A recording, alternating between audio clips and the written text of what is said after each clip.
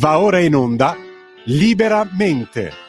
variazioni e scorribande con Giovanni Sallusti.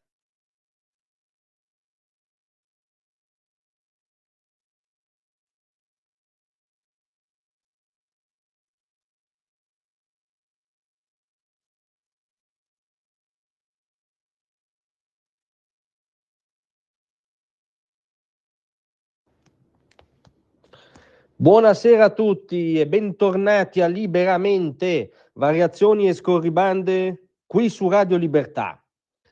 Allora potremmo dire c'è Matteo e Matteo, nel senso che la cronaca oggi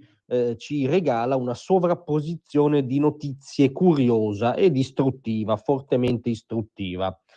Oggi infatti Matteo Renzi e con lui anche Maria Elena Boschi, Luca Lotti, Carrai e insomma quello che era un tempo, in quel tempo breve dell'egemonia del renzismo, il cosiddetto Giglio Magico, tutti costoro sono stati prosciolti a Firenze per l'inchiesta sulla Fondazione Open,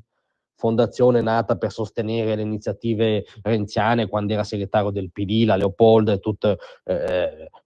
il caravanserraglio di eventi, di propaganda, di iniziative legittime, politiche del renzismo che per fortuna non sono stati giudicati reati, per fortuna, lo ribadiamo. E a tal proposito c'è da registrare il commento dell'altro Matteo Salvini, il quale ha detto: bene la soluzione di Matteo Renzi e degli altri indagati, nonostante un'odissea giudiziaria durata troppi anni. Noi siamo sempre garantisti, a differenza di chi predica bene e poi vota in Parlamento per mandare a processo i rivali politici. Ora mi aspetto che Italia Viva voti con la Lega e il resto del centrodestra per cambiare questa giustizia e prevedere, tra le altre cose, responsabilità civile dei magistrati e separazione delle carriere, anche perché Renzi nella sua retorica, un tempo fortunata, adesso residuale, ma comunque continua a battere su questi punti. Vedremo alla prova del voto se avrà il coraggio di votare col centrodestra. Ma è interessante l'allusione dell'altro Matteo Salvini a chi fa retorica appunto garantista e poi vota in Parlamento per mandare a processo i rivali politici. Sì, perché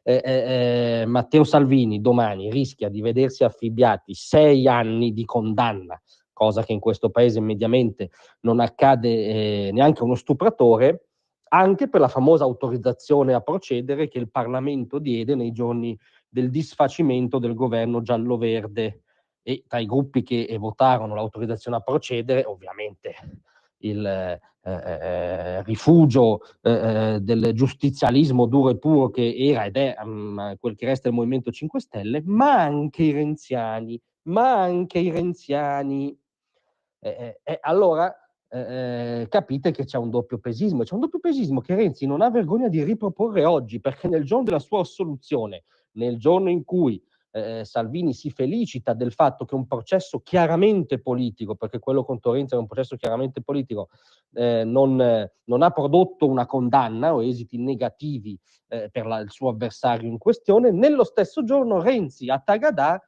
parlando invece di Open Arms, del processo che riguarda l'altro Matteo, della sentenza che dovrebbe arrivare domani, dice: vedrete che Salvini farà la vittima, cioè sminuendo, ironizzando, non restituendo, diciamo, se volete, la cavalleria garantista ricevuta, che però non è una questione formale, non è che siamo al circolo della caccia, è una questione politica.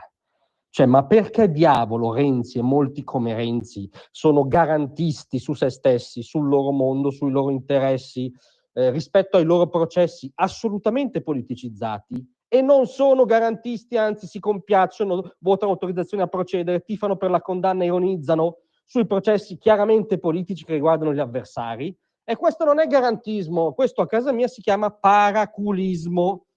Quindi diciamo che plasticamente sì, è stato reso evidente che c'è Matteo e Matteo. Grazie a tutti, a domattina.